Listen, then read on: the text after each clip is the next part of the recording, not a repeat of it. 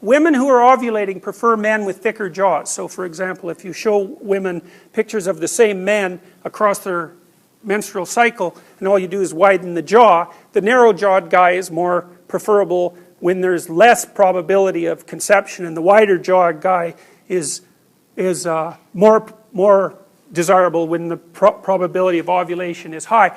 And jaw dimensions are associated, at least to some degree, with aggression. Why would that be? Why would that be? Because it's for biting. You know, like think about animals, they bite, you know, and human beings can bite too.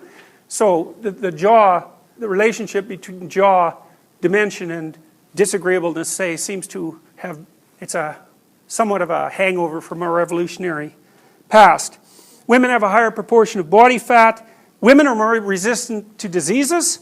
That's a good deal for women. They live longer. That's a good deal too. There's way more male homicide victims, which seems spectacularly unfair until you notice that there are many more male homicide perpetrators, which then seems to sort of even things out.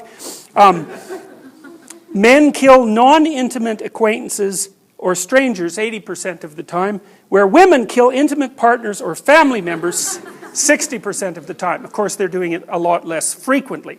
So, and you never know how many of those are in something approximating desperation and self-defense, right? Excluding the odd psychopathic woman.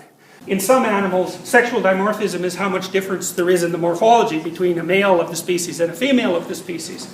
And there can be a lot, like with elephant seals, for example, the males are like 10 times bigger than the females. And usually in a situation like that, the male has a harem. So there's extreme male reproductive success on the part of a couple of males, and then extreme male failure among the rest of them. So there seems to be some relationship between lack of sexual dimorphism and monogamy among mammals. So the less dimorphic a species is, the more likely they are to pair bond. And human beings are relatively non-dimorphic.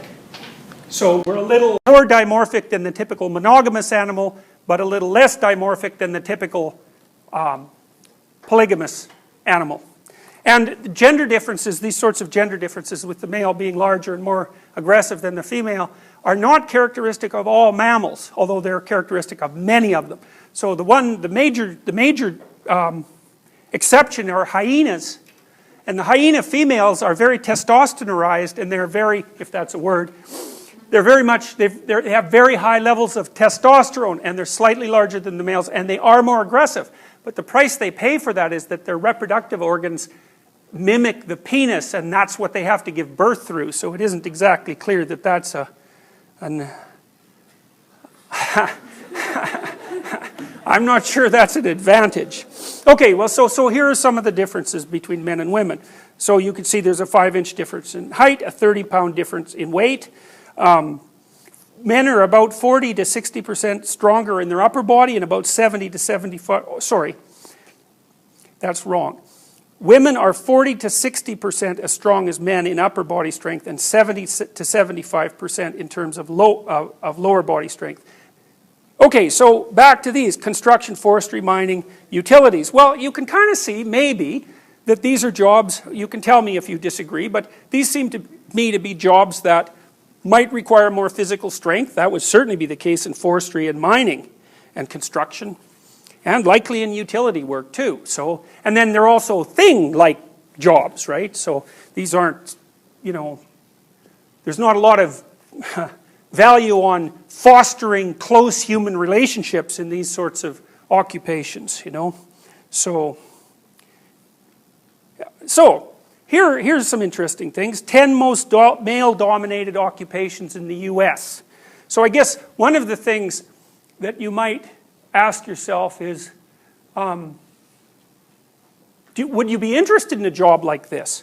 So hypothetically, men are more interested in jobs like this than women.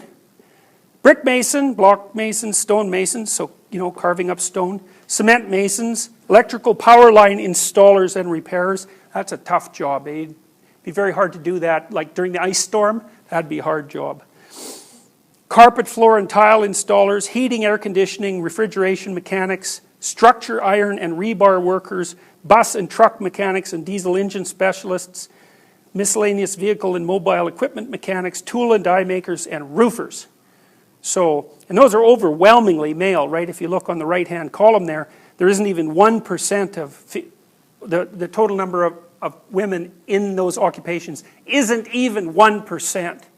You know, it's funny, you don't hear a lot of like gender affirmative action calls for structure, iron, and rebar worker gender equality.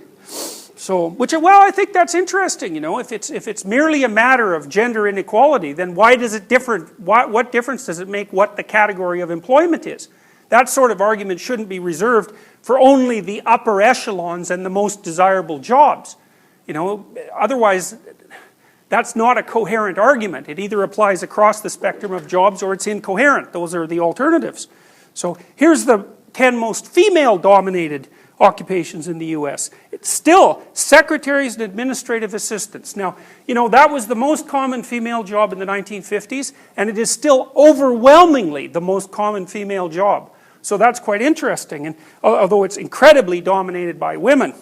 So, you know, is that a good thing or a bad thing? It's like, it's not that easy to tell. Childcare workers, well, that doesn't really come as much of a surprise, but it is notable. And one of the things you see in the Scandinavian countries, for example, it's pretty much related to this, is that there's a 20-to-1 difference men versus women in engineering, and there's a 20-to-1 women versus men difference in nursing.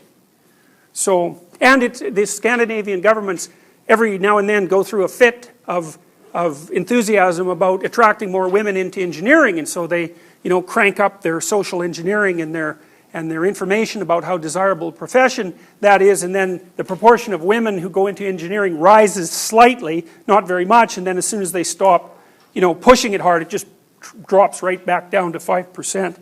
Teacher assistants, registered nurses, bookkeeping, accounting and auditing clerks, maid and housekeeping cleaners, nursing, psychiatric and home health aides, personal and home care aides, and general office clerks. So that's where the bulk of women are that's where the bulk of the female-dominated occupations are. So, let's see now, did I cover all those things? Yeah, I did. So, I've been trying to figure this out for a long time, like what this agreeableness thing is, and this is sort of what I've concluded. Because I'm always interested in tying this down to the biology, and Jaak Panksepp, who's a very good neuroscientist, has identified a number of fundamental biological emotional systems, some of which we've alluded to already, and some of which we really haven't. So, for example, it was Panksepp who identified the existence of a play system for engaging, for example, in rough and tumble play, and that seems to be something that males prefer more than females prefer. But he's also identified a care system, and you could think about that as the basic, there has to be a care system. I mean, for God's sake, we're mammals, right? I mean, the definition of a mammal is, well, first, the mammal is warm-blooded and has hair, but the next part of it is that the mammal is fed breast milk, and so obviously there's a dependent relationship there, and it's not only it's a dependent relationship, and it's a difficult dependent relationship. You know, like, children are very not able to care for themselves for a very long period of time. I don't remember if I mentioned to you this or not, but a mammal of our size should carry an infant for 2 years, gestation. So you should be pregnant for 2 years. And then the baby would be born and would be, you know, good for something, walk around and so on, like many mammals can as soon as they're born. But because our heads are so big, and because women's hips have to be narrow enough so that they can run, there's an evolutionary arms race between these structures in some sense. And so what's happened is that, you know, women compromise by having wider hips, and babies compromise by having heads that can be compressed during childbirth, and also by being born much earlier. But the price that's paid for that is that they're incredibly dependent. And so you think, well, there has to be, well, it's foolish to even argue otherwise. People fall in love with their babies to a staggering degree, and the typical response of new parents is, well, I never knew it would be like this, because even if you're not interested in someone else's baby, you tend to be unbelievably interested in your own baby. And that's a good thing, because they're a lot of trouble. And so there's a system, a maternal system primarily, a care system. It's a system that's shared by men because men are also very maternal for mammals. And so I believe that's on the one end of the agreeableness spectrum. It's like the maternal care system is what's driving empathy and sympathy and all of those things. And you know, I think actually that it was the expansion of the maternal care system to include men that actually resulted in human beings' capability to pair bond. Because one of the things that's really weird about people is that they share food, because animals aren't very good at that. Like chimps will do it a little bit, but they're not too happy about it. And wolves sort of look like they share food, but that isn't really what happens. The dominant ones just eat till they're full, and then they don't mind if, you know, the subordinate ones eat what's left over. But human beings will share food. Now, of course, female mammals often share food with their infants, but they don't generally share food with, you know, their compatriot. And you know, you think about think about the language that couples who are in love use to each other. You know, there's a real infantile element to it. It's baby and dear, and you know, they make little cooing noises and they give each other little pet names, and like there's something that's like there's a juvenile element to it that seems to me to be a consequence of the activation of this care system, you know, between adults rather than from the adult to the child.